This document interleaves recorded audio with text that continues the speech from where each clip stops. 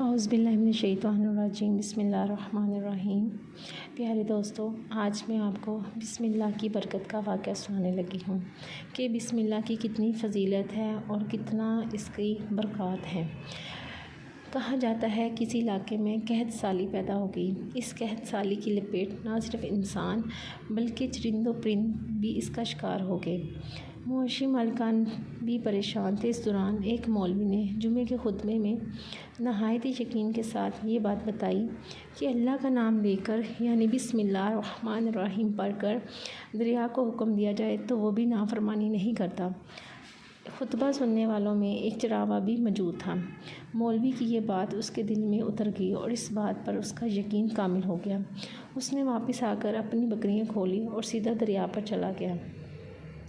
اونچی آواز سے بسم اللہ الرحمن الرحیم پڑھا۔ دریا کو کہا وہ اپنی بکریاں چرانے کے لیے دوسرے پار جانا چاہتا ہے اور اسے کہا کہ مجھے اوپر سے گزرنے دو۔ یہ کہہ کر اس نے اپنی بکریوں کو لیا اور دریا پر چلتا ہوا دریا پار کر گیا۔ دریا کے دوسری طرف کا علاقہ گھاس سے بھرا ہوا تھا۔ درختوں کے پتے بھی سلامت تھے کیونکہ کسی کو یہاں تک آنے کی رسائی نہیں تھی۔ اس نے خوب اچھی طرح اپنی بکریوں کو سیل کروایا اور واپس لوٹ آیا۔ پھر یہ اس کا معمول بن گیا۔ وہ بکریاں پار چھوڑ کر واپس آ جاتا اور شام کو جا کر بکریاں واپس لے لیتا۔ اس کی بکریوں کا وزن دگنا چگنا ہو گیا۔ لوگ چونگے۔ اس سے پوچھا کہ وہ اپنی بکریوں کو کیا کھلاتا ہے۔ وہ سیدھا سادہ اور صاف دل نوجوان تھا۔ اس نے صاف صاف بتا دیا کہ جناب میں بسم اللہ الرحمن الرحیم پڑھ کر دریا پر چل کر اپنی بکریاں دوسری طرف چروانے لے جاتا ہوں۔ یہ بات سب نے سنی مگر کسی نے اس چراغے کی بات پر یقین نہیں کیا کیونکہ یہ ناقابل یقین بات تھی۔ مگر بات ہوتے ہوتے مولوی صاحب کے پاس پہنچ گئی۔ مولوی صاحب نے اس چراغے کو بلایا اور سارا ماجرا پوچھا۔ اس چراغے نے مولوی صاحب کو ہی حوالہ بنا لیا کہ مولوی صاحب میں تو آپ کا شکریہ ادا کرنے والا تھا۔ آپ نے جمعے کے خطبے میں خود ہی تو بتایا تھا کہ بسم اللہ کہہ کر دریا کو بھی حکم دو تو وہ بھی انکار نہیں کرتا۔ میں تو بس آپ کے نسخے پر ہی عمل کر رہا ہوں۔ مولوی صاحب حیرت سے اس کے چہرے کو دیکھتے رہے۔ مولوی صاحب نے کہا بھائی صاحب فقط ان کا مقصد لوگوں کا ایمان بنانا ہوتا ہے۔ مگر بکریوں والا ڈٹا رہا کہ میں تو بسم اللہ کہہ کر پانی پر چلتا ہوں، بکریوں سمیت پانی پار چلا جاتا ہوں۔ آخرکار مولوی صاحب نے صبح خود یہ تجربہ کرنے کی ٹھانی۔ جیسے جیسے چراغا سمیت پورا علاقہ بھی آ گیا، مجمع جمع ہو گیا۔ مولوی صاحب نے ایک دو بار سوچا کہ انکار کر دوں، کہیں ڈوب نہ جاؤں، مگر وہ جو مولوی صاحب کو کندھے پر اٹھا کر لائے تھے اب وہ بھی جوش و خروش سے اللہ اکبر کے نعرے لگا رہے تھے، مولوی صاحب کے حق میں تعریفیں کر رہے تھے۔ آخرکار مولوی صاحب نے اپنے ڈر کو دور کرنے کے لیے ایک رسہ منگوایا۔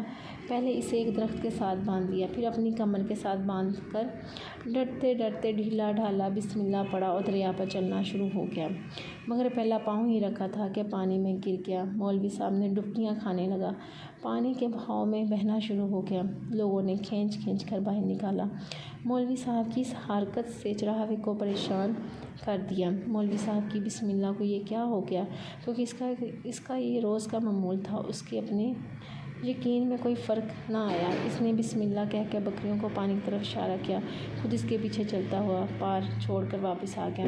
لوگ اس کو ولی اللہ سمجھ رہے تھے اور اس کے حق میں نعرے لگا رہے تھے، مگر وہ سب سے بے نیاز سیدھا سادہ انسان اور وہ مولوی صاحب کے پاس پہنچے اور کہا مولوی صاحب میں آپ کی بسم اللہ کی تعریف سے کافی پریشان تھا، مگر پانی پر چلتے ہوئے مجھے آپ کی بسم اللہ کی بیماری کا پتہ چل گیا۔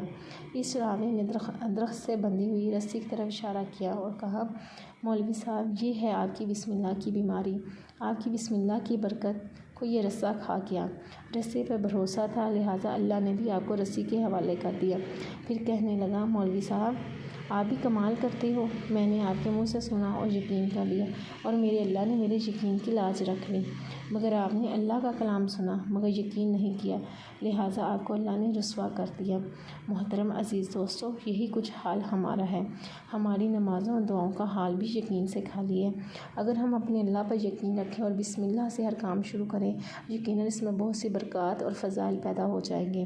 اگر آپ کو میرا چینل میری سٹوری پسند آئی ہو تو میرا چینل سبسکرائب کیجیے گا اور لائک کیجیے گا۔ اللہ حافظ۔